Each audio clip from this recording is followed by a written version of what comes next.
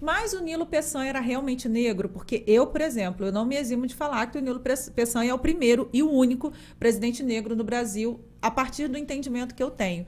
Mas eu sei que é uma dúvida colocada para as pessoas, porque assim, gente, as fotos do Nilo, tem um grande amigo Vinícius que fala, estuda exaustivamente esse tema, foi o mestrado dele, as fotos do Nilo foram embranquecidas, como é nítido ver, você joga aí no Google, você acha. Agora, o Edmundo falou, em muitas das campanhas, inclusive anti-Nilo, ele era chamado de mulato, de uma forma pejorativa, tanto é que o termo não se usa hoje. Para você, Edmundo, como essa história deveria ser tratada, não só nas escolas de campus, mas a história do Brasil como um todo, né? O Nilo, ele precisa assim, né, ficar branco, Naquele contexto, né? Naquele contexto, porque ele precisava de relevância política, enfim.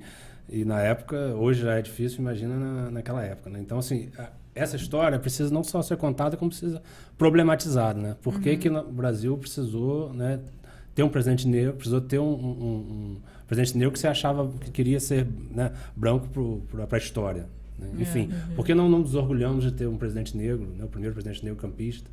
Então, isso é um marco, né, importante, e isso não é visto, não é o falado, né? Isso é pouco falado, né?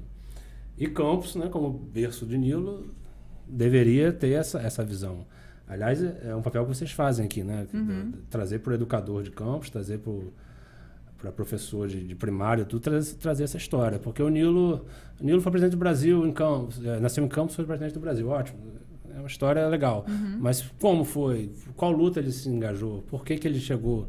Né? É um presidente que foi um presidente negro, o único presidente negro do Brasil, também concordo com você. E assim, não só a questão racial, mas é a questão de construção de personalidade do Nilo, né? Porque se o Nilo ele é visto como na época tratado de mulato, porque ele brigava muito com os proprietários de terra, por exemplo, que queriam a escravidão continuasse.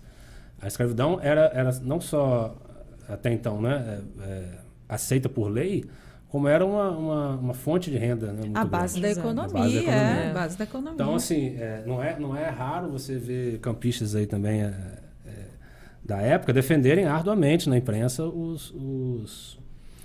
a escravidão, né? Sim, como manutenção da escravidão.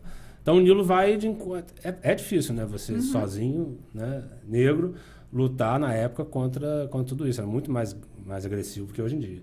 Então é um personagem fantástico nessa história, né?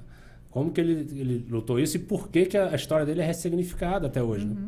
Ele precisa ser embranquecido nas fotos. Talvez uma criança de nossas escolas municipais venha a foto de Nilo branco. Não identifica, exatamente. Então, assim, você vê uma foto, né? Se você está estudando, você vê uma foto embranquiçada, você não associa. Não é a foto real. E talvez não seja trabalhado como deve ser, né? E, gente, é muito importante a gente pensar, a gente está falando de um Nilo de final do século XIX, início do século XX, que não havia ainda acabado com as teorias racialistas, que já estavam em desuso e que depois voltam em muitos lugares da Europa, mas que no Brasil elas ainda estão. Final do século XIX, gente, você tem correntes imigrantistas ligadas à teoria do embranquecimento da população. Então, Edmundo tocou num ponto muito sensível. Até que ponto esse embranquecimento ele responde a um contexto de época, que é um contexto... E, além do mais, gente, existe um ponto da história do Nilo que eu acho fantástica, que a gente acha assim, história de amor, né?